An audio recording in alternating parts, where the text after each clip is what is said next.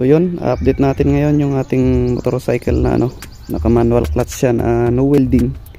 So hanggang ngayon buhay na buhay pa rin siya. Pero yung motor natin wala na, talagang napabayaan na. Tignan niyo, rumi-rumi na.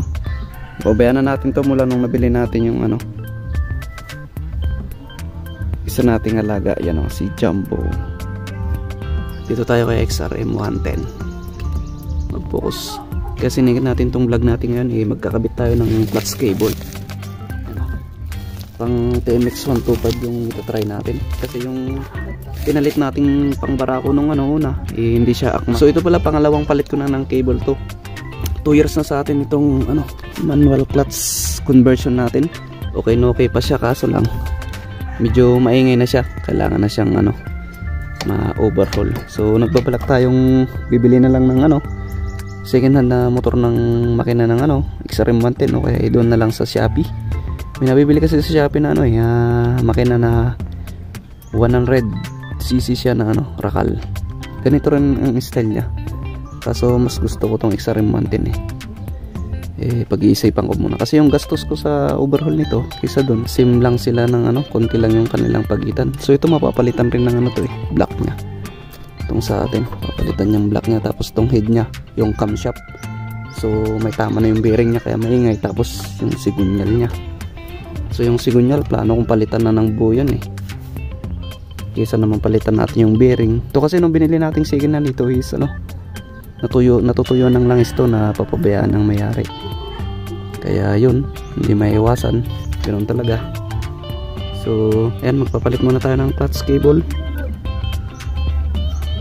bago natin balikan yung ating topic. So i-update ko na lang kayo mamaya pag nalagyan na natin siya ng clutch cable para may start natin at para magsa-sound check tayo. So ito palang natin, clutch lever natin yan, tumagal rin siya ng 2 taon. Sabi ng iba madali siyang mapudpod.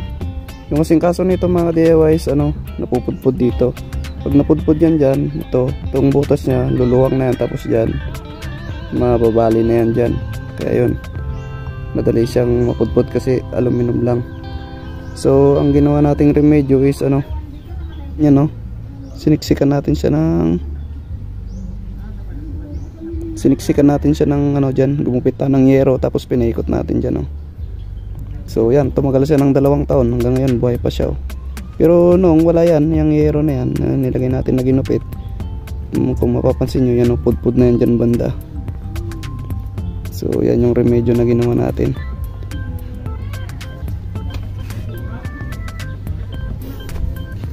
Tapos yung kanyang nut yan, grinder natin yan para mapudpud siya at matanggal yung kanyang thread. Pag may thread kasi yan, talagang pupudpurin niya yan. Yan, pupudpurin niya. So nag-iwan lang tayo ng thread doon sa dulo kung saan kakapit yung kanyang nut. Pero may nabibili naman ganito, yung hindi siya wala siyang thread dito, tapos doon lang sa dulong may thread.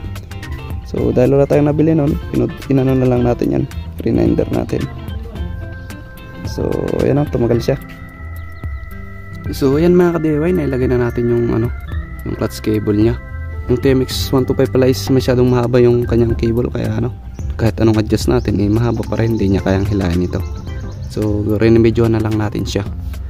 So hindi na natin napakita kung paano natin siya remedyohan.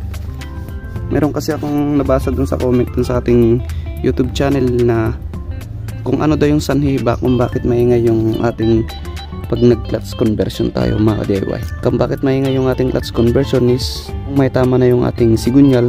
So itong sa atin ganun yung kanyang issue, may tama na yung kanyang sigunyal kaya maingay na siya. At mga DIY, at yung pangalawa is kung alog na rin yung ating clutch housing damper. Kung alog na kasi yung mga DIY, hindi na maayos yung kanyang play. Maluwag na yung kanyang clutch damper, kaya pag umiikot yung ating clutch housing umaalog-alog siya. So lahat naman ng motor may ganong issue. Yun yung pangalawang reason kung bakit maingay yung ating clutch conversion. At higit sa lahat, yung main reason kung bakit siya maingay kasi yung ating yung XRM natin is nakadesign siya na semi-matic siya mga device. Semi-matic kagaya sa automatic siya, pero ito may cambio lang. So pag nag-convert tayo ng manual clutch conversion dito sa ating motor, kung mapapansin nyo dun sa mga manual clutch na motorcycle is kung bubuksan nyo ang crankcase nya dito sa may clutch housing nya, sa may lining, clutch lining, kung mapapansin nyo mayroon siyang gear dito sa baba, gear balancer na tinatawag.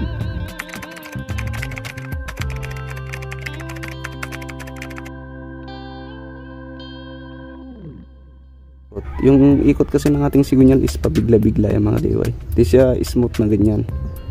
Gawa ng pagsabog ng air at gas dito sa ating combustion chamber is pag sumabog yun, biglang tutulak yung piston natin. Yung sigunyal natin is bigla siyang ikot na ganyan. Kaya yung ikot niya pag ganyan-ganyan. Hindi siya smooth na ganyan. Hindi siya smooth na may ikot na ganun. Hindi kagaya sa semi-matic kasi yun siyang clutch bell. Tapos yung lining sa loob is kahit pabigla-biglang ikot na ganoon, yung lining lang namang sumasagi sa kanyang clutch bell. At ngayon, continuous yung ikot niya kaya smooth. Kaya mas tahimik yung mga semi-matic compared dun sa manual clutch conversion kung mapapansin niyo. Yun na nga yung reason kaya maingay yung ating clutch conversion kasi ano siya. Yung ikot nga niya hindi pare-parehas. So mostly na natatamaan dun is yung ating clutch housing, yung damper niya is lumuluwag. Kasi yun, pabigla-biglang ikot na ganun. So yung ating naman, ating clutch housing, siyempre pabigla-biglang ikot ng sigunyal ganyan. Tapos yung clutch housing isasama naman. Kaya yun, yung mga gear niya na ganyan, pabigla-bigla naman na ganyan. Bibigla-biglang umiikot na ganyan, hindi siya smooth na ganun. Bigla-bigla siya.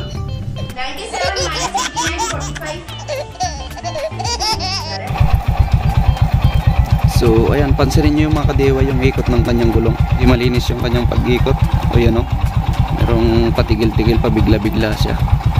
Ganyan mga kadewa pag pag manual clutch conversion. Try nyo pa isinterestan yung matic na motor, tapos pandarin nyo at saka yung semi-matic na motor. Smooth yung pag-ikot ng kanyang gulong ko.